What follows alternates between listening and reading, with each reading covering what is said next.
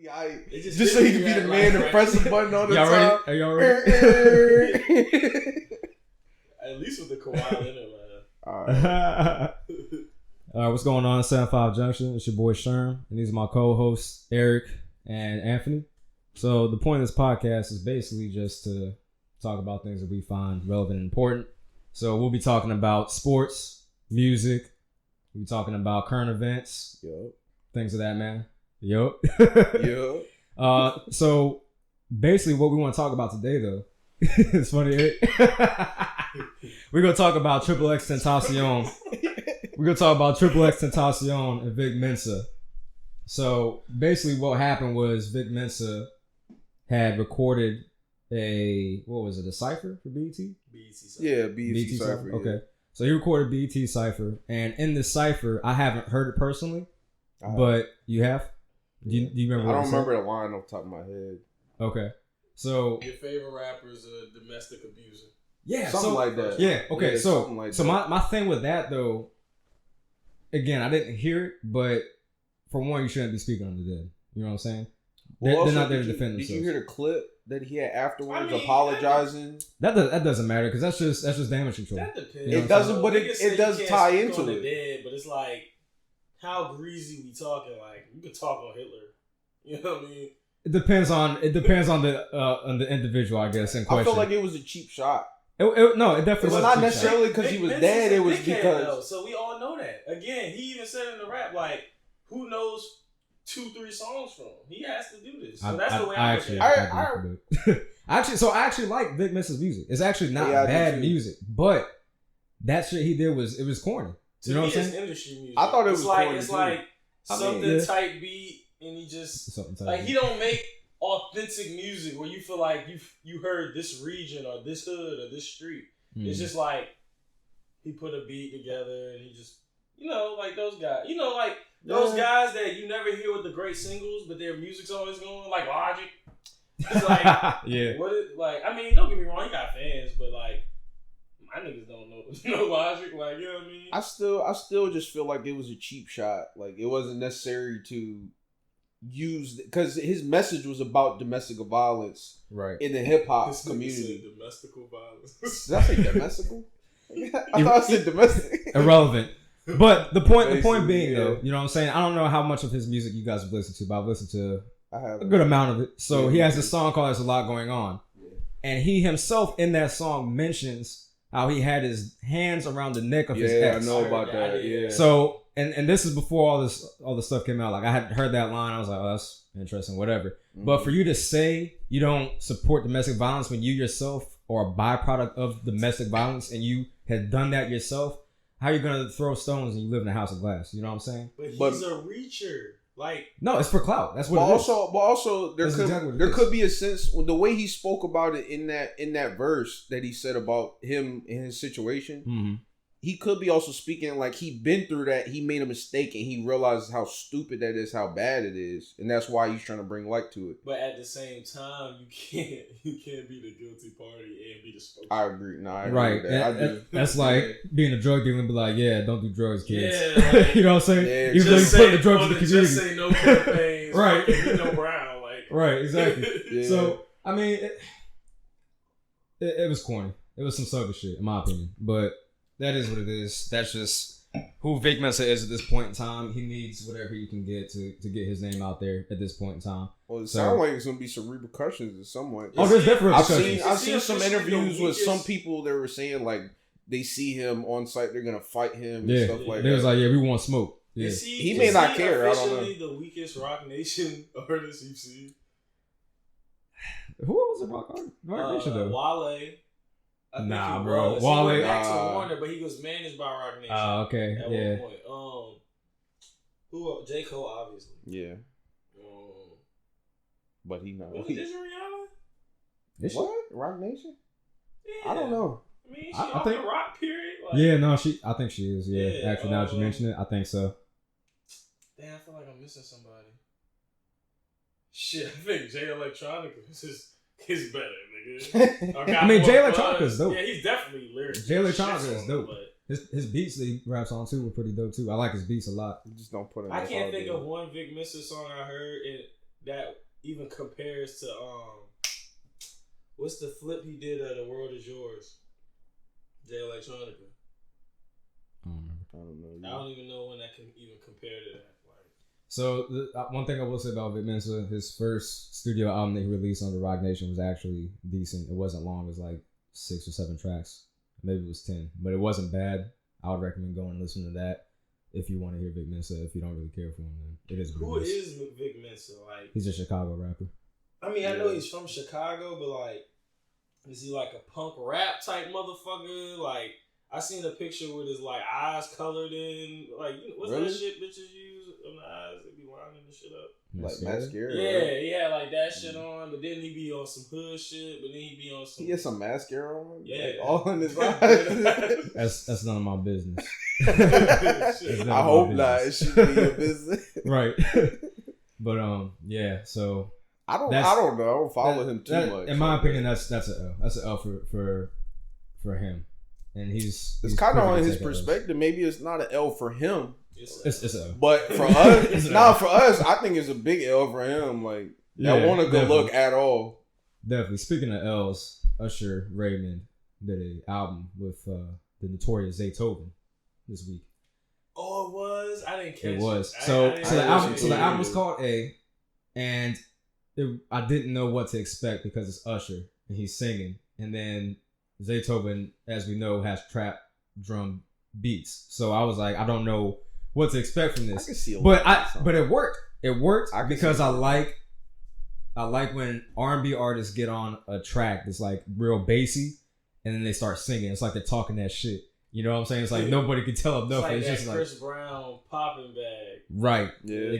Exactly. So I liked it, but in the same sense, it doesn't really have any replayability in my books. I think my favorite track was like track 4. It was like, I don't even remember the name of it. So that goes to show you. Well, what type of track was it, though? First of all, because I didn't hear it, but R&B and trap. On top of that, niggas gonna kill me for this. Don't get me wrong, he is a well-respected producer, but Zaytoven is not my favorite trap producer. Oh, no, I mean, he might even be not. like he's good. 4 on my 5. I can say that. Maybe 5. I can say that easily. Yeah, no, I can see that. I mean, he's not. I mean, he's still new though. He still has to get. Nah, he ain't new. Yeah, nah, he's not really that new. When did he come out?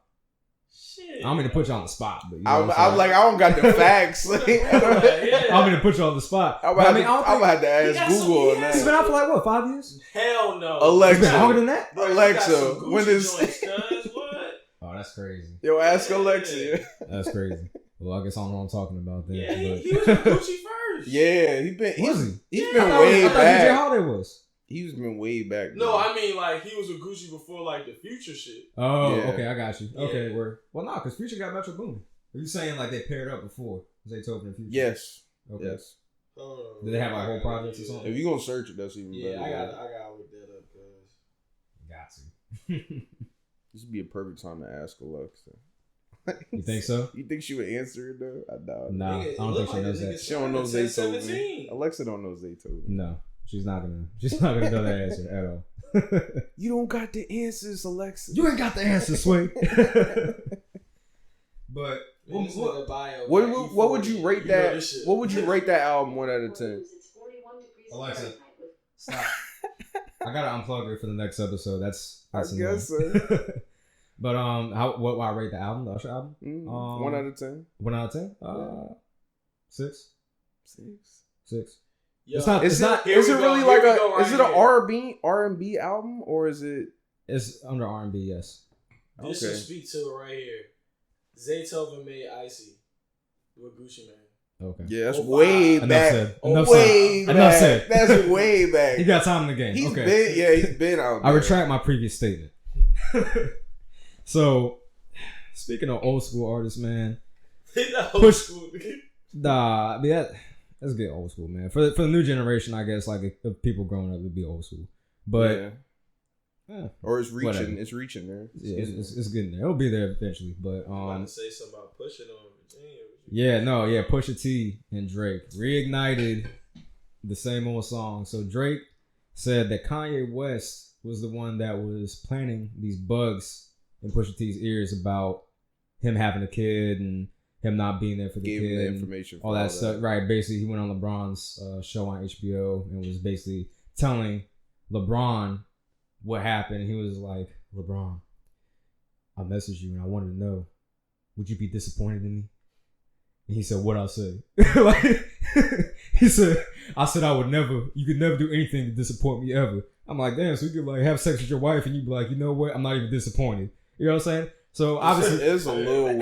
That's probably a stretch. That's probably a stretch. But I say that to say this, you know what I'm saying? Like, so Drake used that as a platform to kind of get his side of the story out. And then recently, this week, Pusha T went on and spoke with Joe Budden and said that that's not the case. He said, "I love that conversation. It was great. I love when Joe interviews people. Well, I always mess with Pusha T, but that really topped it off for me. Where like, and him coming from Virginia really spoke to me too. Yeah. Like all of it together, I'm a ride or die for Pusha. I'm a Drake fan, but I can't lie. I like to see when he takes a loss, cause like, right. Oh, when Drake took a loss. Yeah, so like Drake is very meticulous. So in my opinion, he's thinking, all right, I'm on LeBron's platform. I'm a hot rapper, right? And I've let Pusha T's buzz go back down. So now I can speak on some shit and have more leverage. I feel like that's how he looked at it. But which is a weak ass move. Pusha played it so smart. But he has this whole time. So I'm like, why would you speak on that man's name again? Like he should have moved. He should have been showing that he moved on. He don't care about it no more because it was already an L. Well, it was just Drake, like I think Drake was trying to do that. Like, oh, I can speak on it. You know, it doesn't really affect me. Because people still want him to. Like people still after he just left it in the whole Prince thing with him saying that he couldn't respond.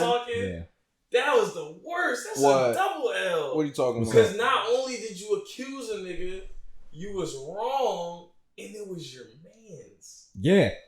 So come to find out, I believe him. I believe him when he said that. Yeah, no, because I mean, that felt so real. Because the way I look at it, like when Pusha T talks, it's like so meticulous. Like you know, he thought about it. He gives you a little bit, and he like just leaves the rest for interpretation. But he knows he's playing chess. You know what I'm saying? So when he said what he said, basically, which was 40, was pillow talking with the chick that he's messing with, and that chick told Pusha T.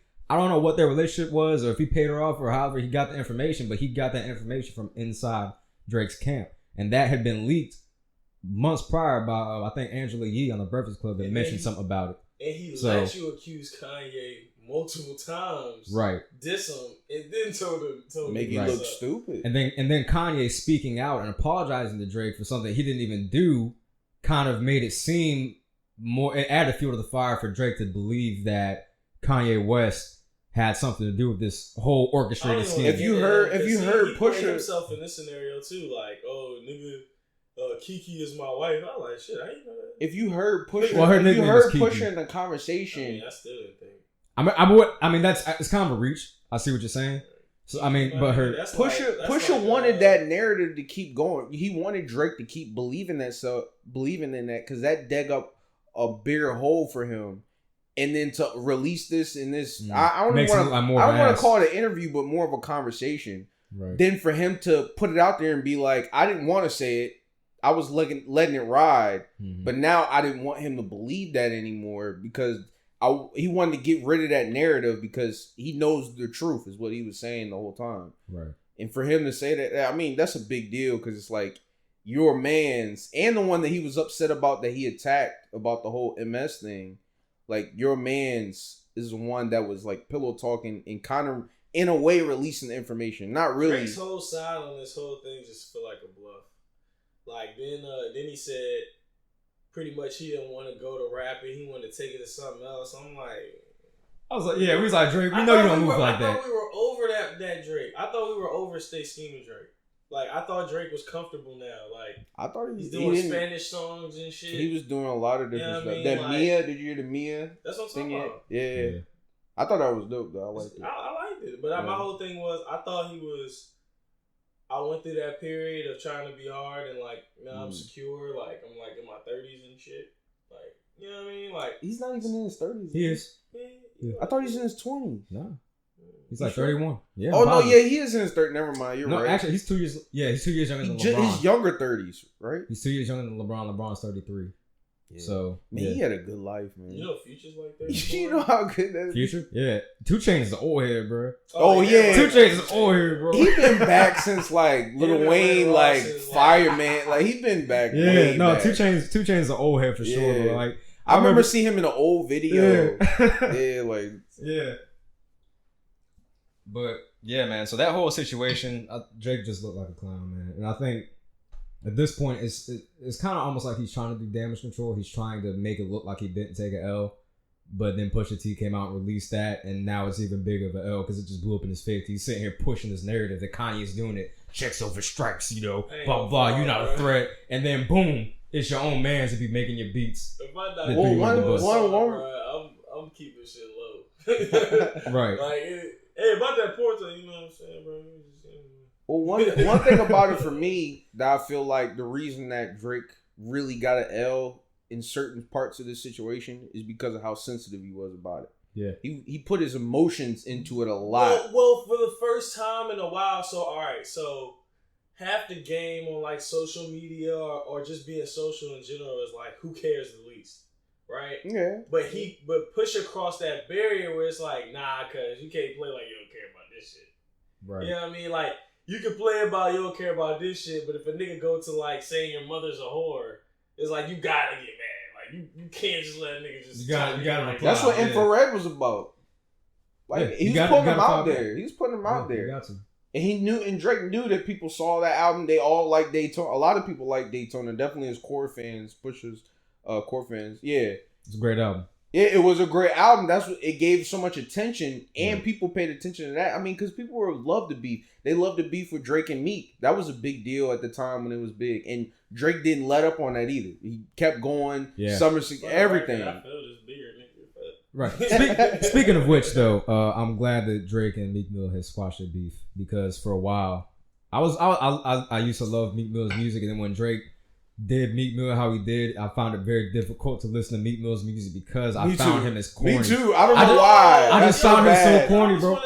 It's so bad. No, I don't know why. I felt like he ended Meek Mill's career with all that stuff, man. I still listen, but it wasn't the same like for me. But now it is. I'm fine. I love the Meek. only corny song was his response, like that little Stone Cold Steve Austin. Oh yeah. But my thing is this: how did it go over niggas' heads when he's like, T.I. man's pissed on you? It's about delivery because his whole track was whack. So he threw that little snippet in there. It didn't change anything, bro. It didn't help his narrative whatsoever. It wasn't enough. If Pusha T had that, listen. I'm not saying we didn't care about. I'm talking about the general public that followed this. Yeah. A lot of people didn't care about it. It wasn't enough. If Pusha it was T a did shot. That, man, it was a shot, but it wasn't a banger. It wasn't something that was gonna like. Oh, really? Yeah, if Pusha T had done that, I guarantee you it would have. And it was just talk too. It would have went a lot farther than it did. Like what Drake was saying about Meek was facts. Like we knew that for a fact. We seen that. The only reason I thought that what was I about to say? That they could come back from the beef is because nobody cared about Drake not writing all his shit. If niggas had cared the way he thought niggas was gonna care, couldn't come back from that. Yeah. That's true.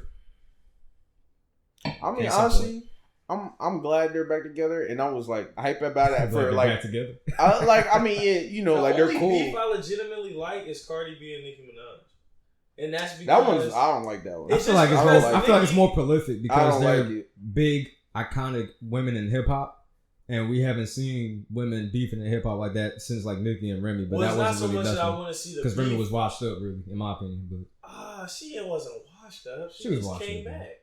In a sense, who wanted to hear Remy Ma? First of all, in the past 5 years, it depends what she brought to the table. When she came back and pulled all the way up, I know, and pulled that off. I ain't never seen no female come back that strong for one verse on one song.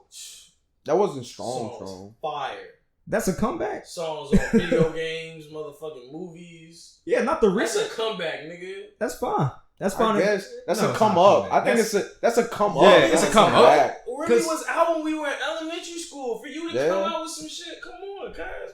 That's like saying Mariah Carey makes one good song next week. She makes one good song. Oh, she's coming back. No, Mariah Carey's been watched. You're right. You're saying come back as in the consistency. I'm just saying like to bring somebody from there and they come back in the current and pop off on Good Time, it's like, oh, nice. She had got out of jail, put out a hit record, boom. She's doing good for herself. Yeah, I agree with that. Congratulations. I would hope. I want everybody to do good for themselves. You know, she had no competition her whole career. So I love this whole, like, you see how out of character Nicki is now? Like, yeah. Some of the just there's that narrative. Moves she made. There's that narrative right now I'm hearing a lot on like different shows and podcasts that she is on drugs. Have you heard this narrative? I'm hearing that it's just getting exposed. I've heard that she was popping pills. I don't like. Obviously, it's all rumors. We don't know. I only hear it from bitches, though. But it seems the way she acts. The way she acts does give off some of those characteristics, so I can understand where that could be coming from. I don't know if it's true though, but if that is true, that's a big deal though. Yeah. That could ruin her career, honestly. I feel like I wouldn't say it would ruin it, but I would say it can hinder it a lot. It's just unraveling. Where she's at right now. If she was doing this shit, she probably been doing it. I mean, hold on. I don't know if she's doing anything. But why you do? I was like, I had to try to stop, but it was to be clear. Like you was about to press the space bar. Hold on. He did way more. Did you see the roll on his wrist? He was like, That's all the emphasis. I was like. It's all the emphasis. Anyway, nigga. Yeah. So I don't really like that beef though. I don't like the Cardi Nicki beef. I like Nicki. I feel like Nicki under heat. Everybody else had to deal with it. You know I get that, but I just don't like it because I feel like they're in two different lanes. I don't. It's just not enough. It's not enough hot female rappers in that to that level yet. I think there's a lot of hot female rappers. That makes it better for me because it's like there's only two motherfuckers in the ring. You don't gotta argue. Well, if so and so had to do this and she had to with the. It's she came with this. She. Came I feel like they're in two different rings. I feel like one's in MMA, one's in boxing. Oh yeah. Nah. Who's in MMA? Who's in boxing? I mean, it's just like a saying. Like they're not they're in the same category, like fighting, but they're not doing the same things. So you don't feel like they have a similar sound? Not exactly. No. And they've done the same song. The same song. What do you mean? On the same song? Yeah, they've been on the same track. They don't have a similar sound. No, they don't have a similar sound. I mean, they don't sound the same, but like, what sub-genre? Even their rap's not the same. Would you separate them with? Like, their flow's not even the same. I think he's... Yeah, but then, okay, so the sound is not the same, you're right, but I'm saying the lane... I think who he's referencing is Tory Lanez and Party Next Door don't sound alike, but I feel like even... lane. Like, if we use like a relevant beef like the Meek and Drake are still two different... They're both in the same... They're in rap. But they're two different kinds of rappers. Nah, totally. Drake. Exactly. Well, no, because... But I'm using that as an example because that's an example of two different kinds of rappers. I think what you're saying is you're talking about the point in their careers that they're at is what separates them. That too. Yeah. Because Cardi B's coming out and she's got the hype now. Nicki Minaj doesn't have the hype. She still has her clique, her hive, or whatever you want to call it, but she's not what she used to be. Let's be honest. Well, that's what separates them right now. So... As it stands, I would say Cardi B is more popular than Nicki Minaj.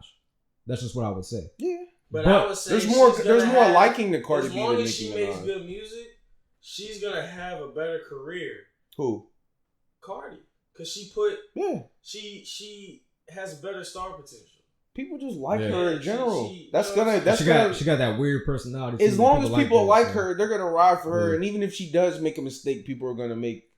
Some type of backup for her. She keeps it as real as she can. Of course, you know what I'm saying. She's being herself. I feel like your ass in front of the public, but she keeps it, pretty relatable. You know what I'm saying? It is relatable, yeah. Again, without having the competition, right? Nicki's whole thing was, I'm here and you bitches are my sons. Every other fucking verse, right? Yeah, I agree. So it's like I'm shitting on you. This chick is more like, yeah, bitch, I did it too. I was a stripper, nigga, and now I'm the shit, you know what I'm saying? Now somebody's wife got a family. Everybody loves people that make music that's relatable. Like you say, the bottom and work their way like up. You say, Drake is one of your favorites, right? Drake is really relatable. He's like one of the highest, I would say, the highest pop stars out now. He is you know how much money he has, far as even just compared to all the other rappers in the game. And then for him to only be just speaking on like social issues. Like stuff mostly about like girls and how he feels and Drake is the like type he of talks nigga, about stuff you can relate to instead of money. He all says the time. that shit that you think when you're like looking out the window on a long car drive. You related to him. You share one thug tear. One singular tear. You ever leave the club, like, that night you left the club with, like, no bitches, and you left by yourself, and you just was on the highway just like, what is life? You just playing that. Well, now how did it come to this? Now I know what you do. You leave the club. Like that Drake album sounded pretty good. Yo, because I be thinking sometimes, like, all right, early Drake, right? I would get some pussy too. But, like, now, when I'm getting some pussy, I don't be feeling like Drake. That should be on some weak shit. Like, why are you thinking about all this bullshit? For real. Like, I like the niggas that it'd be fun. For me, Drake's always, like, never satisfied. Like, I'm midway in the pussy, and I'm thinking about what the pussy should be like. Maybe like, that's why he's getting as good as he is, because he's never satisfied. He always wants to get better. Yeah. Yeah. But I get that when you talk about ambition. Yeah. But for me, right, like, music is almost like fantasy for me. I can relate to certain things, but it's a fantasy. So for you to not be satisfied with the fantasy is kind of a depressing thought, right? To not have a place to retreat and say, okay, this is what I wish things were like. For you to wish things were like this and then wish as you're wishing is like, God damn, nigga, like. It's real though. He's just being real to how you feel about it. Yeah. Is he being real? I mean, because fame's not all it. I think so. I mean, he plays on what people relate to. So women, obviously, we've all had women issues in our lives. So he makes himself vulnerable purposefully, and people gravitate to that. But because that right like, there is ingenuous. You know, he said he purposefully makes himself vulnerable. How's it like, I think it's genius. Do I think it's the most genuine? No. How's it disingenuous? I mean, so if coming from you, purposefully make yourself vulnerable. So coming from you as a music artist, you put your emotions into your music, correct? Right. So you don't think that he's putting his emotions in his music when he's singing about these women that he actually had emotional experiences with? But the way you made it seem like was like when he hits. I'm not saying he's using it to get clout. I'm not saying he's using it as a cornerstone to get his message out there and to get people to like him. But he made himself vulnerable on purpose because that's the genuinity behind it. You know what I'm saying? That's what was genuine about it. Describe it as like, do you go in the studio and you hear the beat and you start writing shit and then you just go? Or do you say, oh, this beat sounds like such and such type beat for bitches, and then start writing? You know what I'm saying? Like, I feel like that's more of a Drake scenario. Like, it's very calculated. And not to disrespect them, it's genius, but it's not as genuine. You know what I'm saying? Like, I hate to compare them, but like pop, like you can hear the impulse. It's not all just rehearsed. To me, Drake is perfectly rehearsed. He did that note 6 times in the studio. Well, that's how I felt. That's how I felt about. He said that line 6 times and then went back and took a syllable off. That's how I felt about the old Kanye versus the new Kanye. It's like you gotta have that balance. I mean, right, but you can't. You can't be impulsive with every single. I'm trying to think of someone who's completely calculated. Like, would you say Jay-Z? That's how I feel about Kanye. The old Kanye versus new Kanye. Old Kanye was a whole lot genuine. Everybody can agree with that. Old Kanye was genuine, relatable. Everybody could understand. New Kanye is calculated, bringing press and attention to his albums now. All the stuff that we didn't want him for. We didn't want him for that. Mm-hmm. That type of Kanye is very calculated. So I'll go to that. Hov. Like, Hov. You don't really get to see Sean. You always hear Hov. You know what I'm saying? Yeah, true. Yeah, that's true. So, but one of my favorite Drake lines I would say is when he was, I forgot what song it was, but he said, "I swear, rap and sports are so synonymous because they want to be them and we want to be, and they want to be us." Yeah, and I liked it because that's very true. Because a lot of players, like NBA players, will be like, "Yo, I want to just be a musician." You know what I'm saying? But musicians want to be like sports guys. They want to be like, "Oh, I want to be Odell Beckham Jr. I want to be LeBron James or whoever," because they're in the limelight, but for different reasons. And because they're in one facet, whereas they're like musicians with another one, they're like, okay, I wonder what that would be like. I feel like it would be so much better. Science versus it's like science versus what's the opposite? I'm looking for the word. I don't want to say liberal. Like science versus art. That's what I was looking for. Oh, okay. Yeah. So you got a guy who knows if he does an X amount of push-ups and this, that, and the third, he can get to this particular goal. And then you got a type of person who is completely off of a feeling. Yeah. So it's so mysterious to the opposite end. You know what I'm saying? Science is more based off of fact, and art is subjective. Right. Like, don't get me wrong. It's not a science to be the best. Like, LeBron James, this is art to that shit. But at the same time, there's an actual rubric that you can follow to get to the NBA. And right? there's stats. You can play in these leagues and you can get to this point, right? Where music is just completely like, you could be nobody today and be somebody tomorrow and fall off quick too. Which in basketball, at least, nigga, you might end the season. You know what I'm saying? Well, in basketball, you got stats that prove how good you're doing in a game. True. Art is just how many people like you. Popularity. And that's subjective. Yeah, that's all subjective. Because your discography could be shitted on by one person and it could be covered by another. You know what I'm saying? So there is pros and cons to everything. In sports, like, I could dislike LeBron James, but I can't refute his greatness because the proof's in the pudding. He's got the stats. He's got the accolades. He has everything. He has a whole package. You know what I'm saying? So I can't hate him for that. Plus, a lot of NBA and NFL niggas got no swag. So, like, the niggas, like now they're getting more swag, but like, come on, my nigga. Early 2000s, your favorite basketball player couldn't dress. You talking about Allen Iverson? No, Allen Iverson probably had the best. But are you when you're saying couldn't dress compared to the time that it was in? Compared to the NBA, but yeah. I was say, are you comparing it to the time that it was in, or are you comparing it to times now? Because like, obviously for the style most part, changes. even like in high school, my nigga, like some of the best football players, like, had the wackest shit on. Like, you know what I mean? Like, it's just what it is. I think partially because they're so fucking big. Like real designer style, like all that designer shit, fashion shit is tailored around skinny motherfuckers. Yeah. So, you know, that too. Like Shaq, that nigga could never be but so fresh. Oh, yeah. I could never take Shaq seriously. He got to get custom. But Shaq could have had on the first pair of Yeezys. Custom car, everything. He could have had the first pair of Yeezys on. You would have been like, are those fire? That ain't it, Chief. It's a size 16. I can't tell if it's fire. No, he wears a size 20 or 21 or something. Yo, that's a good way. That's a good way to advertise how big that shoe would be on his feet.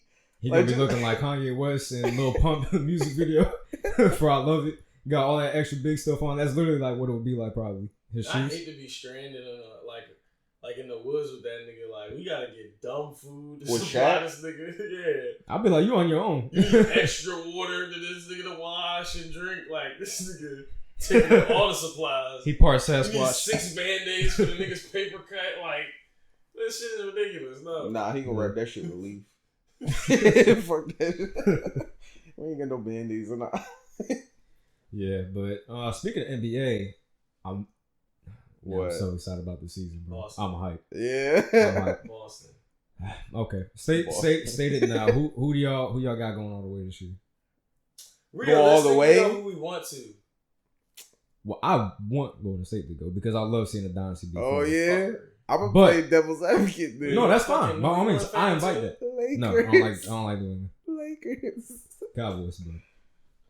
I mean, of course, I want my boy LeBron to get another ring, but I do too. The best contender, motherfucking Boston. Boys, Boston. What? They are bad though. No, I mean, I would say that it's possible. Like Boston's the team. They're the team to they're the team to beat in the East right now. I would say that. Coaching, depth, player IQ, age balance. This is all perfect.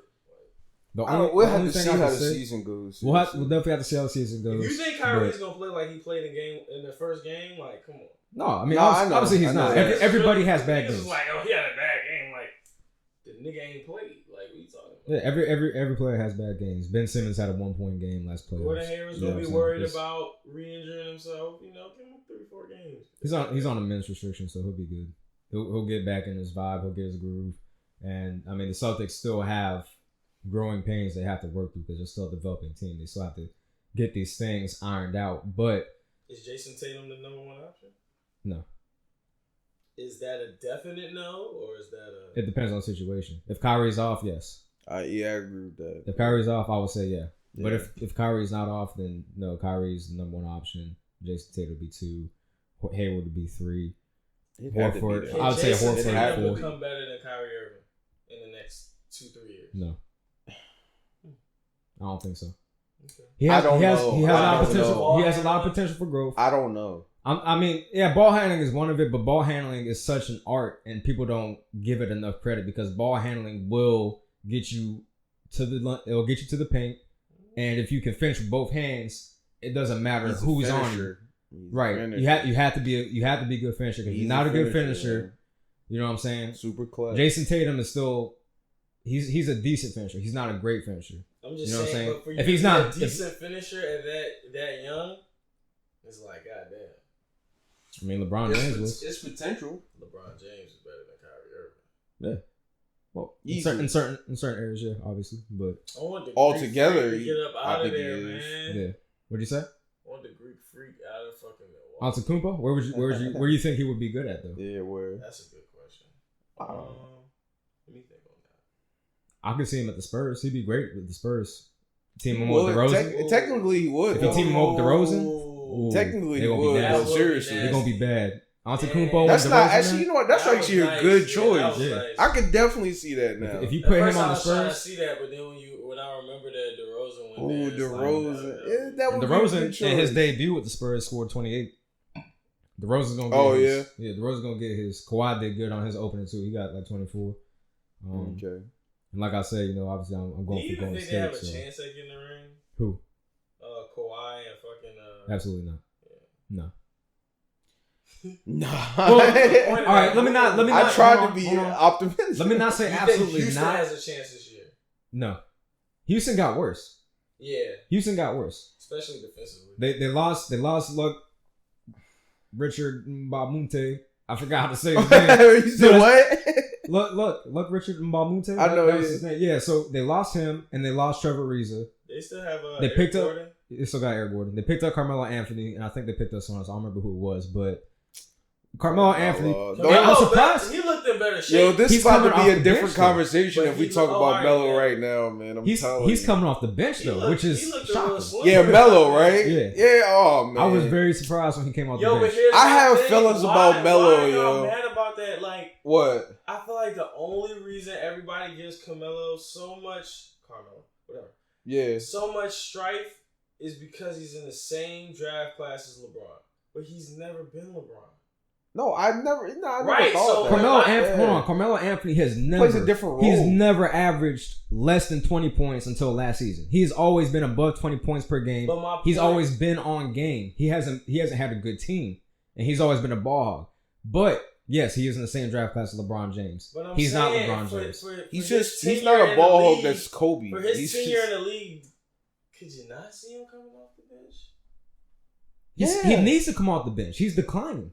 That's what I'm trying to say. Most NBA players that happens to, like LeBron's the anomaly. So you can't expect him.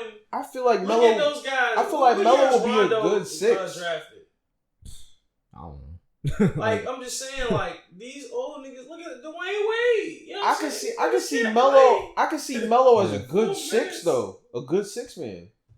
Yeah, you don't coming see that. Off the bench. That's what I'm saying. Oh, nobody was arguing he shouldn't come off the bench. I agree with that. I was saying I was surprised. He was disappointed. No, I was saying I was surprised he came off the bench because he was making a fuss of it. He started. To be honest with you, I'm disappointed Melo started. OKC taught him, yo, you need to realize where you're at in your career before you fuck. And plus, he's getting paid like $24 million a year to come off the bench. Well, you can tell Melo has an ego about his career, like about his playing ability.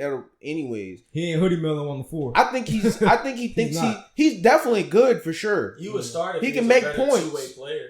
You said what? Yeah, his defense is horrible. His defense is trash. Man, you know who else gets away with that bullshit? Who? James Harden. No, he don't get away with what? He don't get away with it. People defense, rag on him about his defense all the time. I honestly think but he makes up for it though. Yeah, he makes up for it with offense. That nigga Carmelo does. I don't want to say he is kind of alright. He is overrated in this sense. The nigga can ball. Don't get me wrong, but his playoff history is suspect as fuck to me. Harden? Yes. Yeah. No, I mean, remember 2 years ago, Game 6. Yeah, trash. I know what you're saying. Now I get it. He be carrying them niggas. You know what I'm saying? He does. That's the thing. It's not even that. But when you're the cornerstone of your team, you can't have a game like that. You can't do that. You have to carry that team to the best. And of your ability. Maybe he's not good for the pressure. Like, though. Okay, he wasn't gonna win, but I just wanted to see him go out given. I feel like Russell Westbrook would have gave us a better performance in a Game 7 against Golden State without what's your boy name, man? So Chris Paul. Without Chris Paul. Oh yeah. No, not Chris Paul. Paul George. You talking about Paul? George, Yeah. Paul. Yeah. Well, okay, but James, without Chris Paul, I wanted to see a better performance in that Game 7. His performance, honestly, it wasn't bad. It wasn't bad. But it was the fourth quarter that killed them because they missed literally like 20 consecutive 3-point shots, which cost them the game. But you got to keep it. And the thing I don't like. Westbrook would have gave you 110%. Absolutely. The thing, and Yeah. that goes into his character. Like, James Harden and Chris Paul, both bad sports. I can't stand them as players because of their sports etiquette. Because like literally after they lost that game, they walked off the court, didn't shake nobody's hand. I don't think they're built for that Game 7 type of like drive, like to finish. Huh? Chris Paul. You don't see CP3 is? I'm talking about James Harden. Built for country. I wouldn't say that. I wouldn't say that about Chris Paul. Yeah, Chris Paul. I think he's ready for it. I mean, he has the tenure. He just declined. Chris Paul is declined. Chris Paul he is on the the fucking decline. great team. Huh? I think he never had a great team, but he was nice. If you think about it, because you think about it, he should have had a good team because the Clippers they had Blake Griffin, they had DeAndre Jordan, they had Jamal Crawford. You know what I'm saying? Yeah, they had a lot of pieces. That was enough to go far. I feel like that was enough, maybe. Yeah. But then when Golden State started coming on the rise, that threw a wrench in their. That threw a wrench in everybody. That threw a wrench in everybody. I mean, LeBron been throwing a wrench in a lot of NBA history. I mean, how many rings would Kevin Durant or James Harden or Russell Westbrook had if there was no LeBron? LeBron's been in the way of the last 8 years. Yeah, no, because OKC definitely would have been champs. In a sense, he's still getting in the way of Golden State. Golden State has to worry about him regardless. If there was no LeBron, I would argue the dynasty might have been KD, Harden, and Westbrook. Absolutely. They might not have broken up after they got that ring. They should have stuck together, man, because they would have stuck together. I think that was management. Oh, it definitely was management. It definitely was management. I think Harden was asking for a larger purse as well, so that caused obviously issues with budgeting and stuff like that for the team. Yeah. So I think they were like, all right, well, we'll just part ways essentially with the Rockets. And now we got a crazy ass Golden State. Said Anthony Davis. Anthony Davis can go anywhere because he's such a versatile big. You know what I'm saying? Because he's a big that has the handles of a one. Would he fit though with like LeBron? Yeah. LeBron, anybody can fit LeBron because LeBron will facilitate you. The only reason we saw LeBron in beast mode like he was last year was because he had to. That's the only reason. He tried. He tried. He passed. He tried. What's old boy there? J.R. Smith? No, not J.R. Tristan? So fourth quarter, I forgot what game it was. It was like end of the game, and basically they blamed LeBron because that was the same game that JR did that dumb shit. Oh. Remember he passed it. What's light skinned dude name? Who? That got traded into them. Oh my god! I can't believe I can't remember that man's name. What? I know you're not talking about. What's the lineup for Cavaliers last year? The starting five? Yeah. It was LeBron James, Tristan Thompson, J.R. Smith. Damn. Remember, dude, that came from another squad? It was two of them. Rodney Hood. Rodney Hood. So, Rodney Hood. Okay. Or was it George Hill? George Hill. It was George Hill. It was one of the other, yeah. He passed it to George Hill, which was the better basketball play. Uh-huh. But he missed that free throw. And that's what put them in that position. Right. You know what I'm saying? And then JR got the ball back. And everybody was like, LeBron, you should have just took it. But it was the better basketball play to pass it to George Hill. Yeah. That's a toss-up. Like, nah, LeBron should have took it. He had a garbage team. Yeah. I don't know. I don't like Kevin Love either. I think he's overrated. Like, he was good. Who was he with? Minnesota. He was good with them. Yeah. But all-star, like, every year type player with the Cavs, no. Nah. Especially not in the playoffs. No. Nah. Postseason, he was like... He turned into a giant man peach. He was soft, man. I'm sorry. Kevin Love is soft. Bro. I don't care what nobody says. Kevin Love is soft. I get that. I can't stand the way he plays, man. Like, I don't know, man. That's a known fact. All I'm saying even is... Kyle Korver is tougher than him. Yeah. Yeah, definitely. But all I'm saying is, Golden State Warriors will be the 2018-19. How crazy is the Golden State Warriors, bro? Because you got to keep in mind, like all them niggas light skin. Let's talk about it. You got to keep in mind that shit is ridiculous. Who can answer for Steph Curry, Klay Thompson? Name them all. You can DeMarcus Cousins and Kevin Durant. Nah, let them let them name them all. Just name them all, man. They literally Throw them out there. They literally have the Harlem Globetrotters. They're the Justice League of the NBA. Throw out all the names, man. That shit is ridiculous. You don't want to watch that. No. You can't appreciate greatness. You say you don't want to watch it? Yo, it's one thing to have a super team. It's another thing to have a goddamn monopoly. Like, this may be the greatest team in basketball history. And that's what we thought last year. And it's crazy to say that this year they're even better than they were last year. Because with the addition of DeMarcus Cousins, assuming that he's the same and or better from his Achilles injury, there's no stopping them. They have no answer. Too many options on the court. Too many options. After they get this ring, if KD, Draymond, Klay, or Steph, if none of them leave, I'm not even watching this shit next year. Come on, bro. Cause somebody gotta break that shit up, man. I'm gonna watch it. So KD to the Knicks. It's probably coming soon. Because Kevin Durant, his year is ending this year. He'll be a free agent after this season. He took the pay cut, nigga. Klay Thompson's gonna be a free agent after this season. You know what I'm saying? So you got two people that will demand high purse, but Klay Thompson expressed his desire to want to stay with Golden State.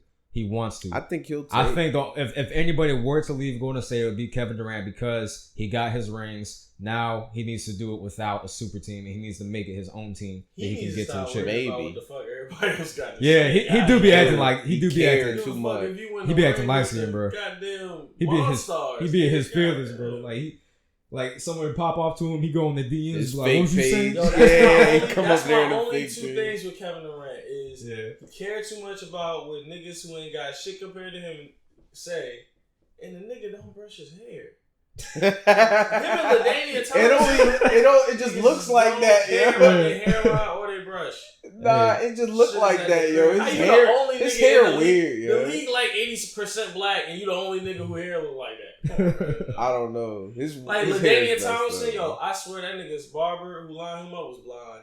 That nigga shit was like... Oh yeah, I know what you talking about. I know what you talking about. He had helmet hair in a commercial. Like, it was like, goddamn. Yeah, so, I mean, aside from the hair and all that stuff, it is what it is. But I definitely wanted to talk about something that I find kind of as a problem in our society nowadays. College? Social Yahtzee. No, college. College dropout. No, college dropout. Nah, and the reason I say that, and a lot of people might disagree, and that's fine. You know, people can agree to disagree. But it's a good conversation. Right, but with college, the narrative is being pushed that everybody needs to have a degree. If you don't have a degree, you're not going to get a good job. You're not going to get good income. I wouldn't say always, because people college for a long time. They have been, but people put more emphasis on trades and stuff like that, like in the 1900s. You know what I'm saying? It was more trade oriented and stuff like that. Now it's more academically oriented. But the problem people run into is when they get these degrees, they don't have any experience, which the companies that are hiring are looking for. They want the experience. The problem is that they don't have. You're right. It includes experience, but they don't have a specific thing that they're good at. So now it was before, everybody didn't have a degree before. So you said get the degree because it makes you different than the next man. But now the bachelor degree is the associate's degree. Exactly. Right? So now people need to get everybody's getting their masters. And that's 10 expensive. Years, everybody's getting a fucking PhD. And plus, another thing is people are getting a degree in professions that are either like their area they live in or somewhere that they see like they want their life to be in. Like, I want to live in New York, or they want to live in their home state that they're in right now, or be close to family. Like, their jobs around that area aren't tailored to what they got a degree in. Exactly. So, and there's most popular ones like nursing, IT. I mean, now let's go back to that. So I feel like if you're doing a science, you should get a degree, right? If you want to be a doctor. Yeah. So obviously there's jobs where you do need a degree. So if you're becoming a doctor, if you're becoming a lawyer, if you're becoming an engineer, right, you need to know those things because they're your foundation for your job, because they teach you your job. So that's effectively almost experience because you're learning about your job and how to implement certain practices, policies, laws, whatever it may be. But when people get business degrees or they get, marine biologist degrees and shit that's not going to take you anywhere, and then they wonder why they don't have a job, and they have all this insurmountable debt, and they have to work at Wendy's to pay off the debt or pay it down a little bit and chip away at it. You know what I'm saying? And it's not going to help. And it hurts them, And the crazy thing, the amount the degree costs or to get up to that degree compared to how much money you're going to make in that field always matters. Right, because you definitely have to do if you don't make enough, because even in some job sectors, like even in IT, the salary cap for some positions are way different. So you can be in IT, but you can also only make $50,000 a year, or you can make $100,000 a year, or $120,000. If you only make $50,000 and you spent so much on a degree for that, how much are you getting back in return? What? A lot of these kids that go to college, like me personally, I wish I had waited 2 years. I wasn't mature enough. I agree with that too. But I think a lot of these kids who go in, they look at it like 13th, 14th, 15th grade. So a lot of these people know how to take orders, but they don't know how to make a life for themselves. So for instance, you go through school, right? So for me, I immediately recognized, maybe a little too much, the networking aspect. So I knew I could get a job because I knew how to meet people through college as the platform. But a lot of people can study really, really hard and they don't know how to go and interview. Yeah. You know what I'm saying? They don't know how to have that spunk to differentiate themselves. Like, this guy learned the same thing as you at the same school. So when you guys both walk up to the person who you want to be employed by, what does it come down to? Now it's who you know, your people skills, your values that you align. Because you can be a smart person, but if you're a jackass, I don't want to work with you. Right. I'd rather work with this guy and we can learn the new shit together. I feel like it's always been like that. I'm glad but you my said thing that. is the kids don't understand that. They see it as, I study, I passed this many tests. It's like, but you don't even know how to be a person. Yeah, social skills matter too. Exactly. Yeah. Like, social skills matter. Networking and I can tell y'all from experience, and especially with IT. So me personally, I don't have a degree. Well, I recently got an associate's degree, but before the associate's degree, I didn't have a degree. I got an IT job. Again, that was facilitated through the military, so I got my clearance through the military. I got certification through the military. Yeah. But what's valued in IT is experience and certifications. Certifications are a big one because if you have the certifications, the certification says, here you go, knowledge. I know how to do this job. I know how to perform this functionality. I have the proof in the pudding that I know how to do this, opposed to the degree, which says, oh yeah, I know how to study and apply it to a test. Right. And like Eric was saying, people like to work with people that are easy to work with and easy to communicate with. I would much rather work with somebody that's easygoing opposed to somebody that's got to stick up their ass all the time and is policy, but they know their stuff. You know what I'm saying? I would much rather work with an easygoing person that's teachable because I can have more of a relationship, a more human relationship with them. You know what I'm saying? They're lacking life skills. Like, I know mad people in college who can't stick with the same job for 6 months because they're so used to being a student. I got this test, so they can never work a month straight, right? Yeah. With just 2 days off a week. Right. Like, they've always been able to have, I have class. I don't have to work a full schedule today. I don't have to do that. I got class. And then when they get into the real job, they're like, yo, I cannot be here for 8 to 10 hours. Yeah. Like, I see that. So you would think that would be the smallest issue.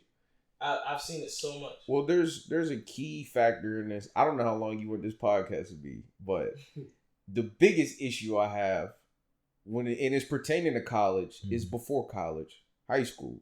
Yeah. Even you can even say middle school. The public school system. I'm not talking about private school. Public school system.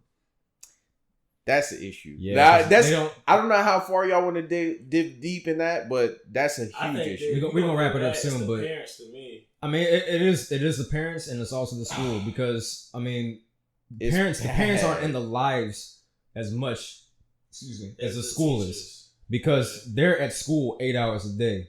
And then when they leave school, they're at home, but their parents might not get home until later. You know what I'm saying? But I mean, you can still teach. You got to think about the climate of the situation because of this. Like, I mean, I'm not trying to necessarily talk about my situation, but I grew up in a household where my mom worked 2 jobs and my dad wasn't there. How was she supposed to be there for me like that? Right. So would you say that the school raising you would be better? You know, because you were there more, so the teachers try to get more involved with you. And see, look, this conversation can go crazy because then you could say who is raising the kids because everybody's on social media.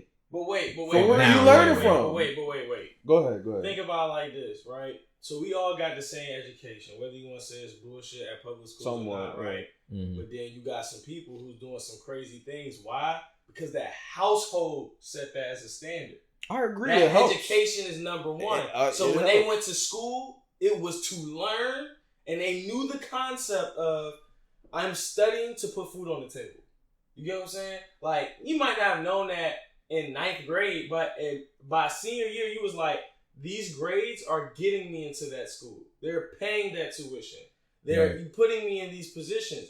Whereas other kids, you're not taught that. So you just, when you get to the school, you know what I'm saying? I feel like those kids use their resources more. You can't ask a teacher who got 30 kids and then they got 3 different sets of classes to be able to invest themselves into every single child. But they invest themselves into the child who took the initiative to stay after school. Now to go do this, to go do that, to go do this. You know what I'm saying? Yeah, so I mean, obviously you can't have... You make the best. You make a really good point on that, though. Right, you really can't. Good point. Obviously, there's only so much that can be done. The household, there has to be a solid foundation of the household, resources, and then the school has to be an extension of that foundation. You know what I'm saying? Yeah. So, but I feel like most of our teachers did want the best for us. It was just like, okay, I got 90 students. No, they did. It's unrealistic to ask them to be a counselor on top of a teacher. It's but not then realistic. when Johnny went out of his way to learn the teacher stuff and got a 97. Of course, they pour more into that child, right? Because they see more of a reflection. You know, everyone's selfish, right? Everybody's trying to do better for themselves, right? Even when you're helping people, you get the gratitude out of doing it yourself. You know what I'm saying? So that teacher's like, you know what? I did teach that shit right because Johnny knew that shit. You don't know that shit because you bullshitting. You know what I'm saying? Yeah. Like, there's so many. It's a natural feeling. There's so many factors to that, but. One key thing which I like that you said was the resources thing, because one thing I can relate to it because of the situation I explained, that my mom worked 2 jobs, my dad was never there, I didn't have him in that situation, and I didn't really have anybody there to help me understand or guide me to understanding that it was, school is important, or making me, like, one key thing about school is wanting to learn. You have to want to learn. Right. If you already have that in your head that you don't care about learning, you don't like this, you feel it's a chore, you're not involved enough, you're not retaining the information. And then talking about memory, remember this for a week and then take the test. That's exactly what I was going to get to, because in schools, a lot of the curriculum is remember this up to the test. You remember it up to the test, on to the next test. It's so damn, and you're doing worksheets. You're reading out the book. The test review is the test that you did the day before. And I've had... come on, that's the exact same in a different order. Hey, here's the answers, by the way. Have fun. And even saying this... fuck this up. You say that school teachers always want the best, which I don't disagree with. Not always. But there are teachers. There are some teachers out there that don't care enough, or whatever their situation is, where I've been in a class where you can do the test with the open book. How efficient is that? Right. How efficient is that to learning anything? But then that doesn't go to the teachers. That goes to the programs they set up, like No Child Left Behind. So it's like, if one kid fucks up, now we gotta re-go over the whole goddamn I told lesson. you how far you want to get into this, because there's so many factors in the school system. And another point that's gonna get to me is how the fuck is the lottery so much goddamn money, and it's supposed to be for the school system. But the school system always lacking the money. Like, somebody just won $700 million. You're going down a rabbit hole, good brother. Yeah, that's definitely a rabbit hole. Well, one thing too, I do wanna plug my old school, if you don't mind. I went to alternative school in high school, like the middle of high school, and it's not an alternative school like Enterprise. It was more like there was like online classes so you can help you graduate early, or stuff like that, or it was kids that were struggling in school and stuff like that. I messed up my grades really bad in 9th grade, but a school called Point Option. Oh yeah, Point Option. Point Option is a great school, and not even only just to plug it, but to talk about. Shout out Point Option. Yeah, shout out Point Option. We're an official podcast now. No, but yeah, but the reason I bring that up is not just to plug them, but to talk about the system, which is one important thing about classes now, is that the classes are small, so they're more intimate, less stress for the teacher, more engaged with the students because they know the students, like stuff, all that stuff. I've seen it for myself matters a lot in the classroom. So when you have that in the classroom, you have a teacher that's more engaged, knows your situation, because like I said before, some people, they don't have families or their situation's stressful. They're like 16 and they got to work a job to help pay the rent. There's so many different situations out there. And for a teacher to be there and to be more involved and be like, you know, give them extra credit or help them, like, you know, all that type of stuff matters. And I've seen it in person. Yeah, true. Yeah, I mean, Point Option, I mean, they definitely do have a great option. I mean, for lack of a better way to put it. But yeah, I mean, it's like you said, it's more intimate. It gets the kids more involved. It gets the teachers more involved, and it forms a closer knit relationship. Not only to cut you off, but we are at that point in time, and I do got. We something. Can go so much longer. Yeah, we can. But I got something. We got to save some. I got something special for y'all. You know what I'm saying? Celebrate the podcast. I ain't gonna lie, that shit look like a headache right there. Hell no. If I can get it open, I might not be able to get it open. You lucky I'm off. Yeah, you ain't give me a. You should. Like you ain't prepared to open it. You should have got me a backwood. Hey! I knew something was weird about that box. That nigga had the hardiest laugh at the beginning. Oh yeah, I know you talking. You ain't gonna be able to open it. Look, we just gonna look at the bottle. Now just put the bottle there with it. Fucking up the moment. Trying to get it open, man. I knew I should have opened it before the show started. He was so hype about the bottle, he forgot the part about opening it. Yeah, I know, right? It's all good. You trying to, all right, just so people watching podcasts know, he's trying to open the bottle with a spoon. Just so everybody knows. Don't put that out there. I'm sitting here watching you struggle with a spoon trying to open the bottle. You was the realest nigga on the podcast. Yo, if you could do it with the spoon, like, that's just enough alone. I don't even need to drink after that. Now we gonna get this. This is where the editing skills have to come in. Yeah, no, the editing skills will have to come in. Yeah, they sure will. I'm gonna have to fast forward. So it says, please fast forward at 3:33. It says please tear off, but it's not letting me tear it off. Don't cut out that spoon part. Two people need to know you trying to open it with a spoon. Nah, bro. Don't nobody need to know that. Nah, I'll put it in the comments, motherfucker. He gonna make a troll. Yeah. I'm gonna be Kevin Durant in that motherfucker. I'm gonna make another. You'll never know it was me. If you Kevin Durant, we are gonna find out. True, yeah. There we go. You got that little pop. So I just want to do a little toast, you know what I'm saying? I thought something weird about all them glasses sitting there. Like, what? I think he was mad because I was like, fuck you about the pour. Shit. I was like, you just drinking? It's coming. Nah, I just want to propose a toast to the podcast. I appreciate y'all. You know, it's been a long time coming, you know what I'm saying? So here we are. Congratulations. First podcast. First podcast success. Let's get it. What's going on, everybody? So my negligence, I forgot to announce the giveaway that we have going on with 75 Junction. So we will be giving away a free Amazon Fire TV stick. And the way that you can enter to get that is just leaving a comment under the video and then just posting it on any social media. So if you post it on Facebook, if you share the video on Twitter, if you put a snippet of it on Instagram, whatever the case may be, that'll enter you into the contest, and we will draw names prior to the next podcast, and then we will announce it at the next podcast. Appreciate you guys for watching.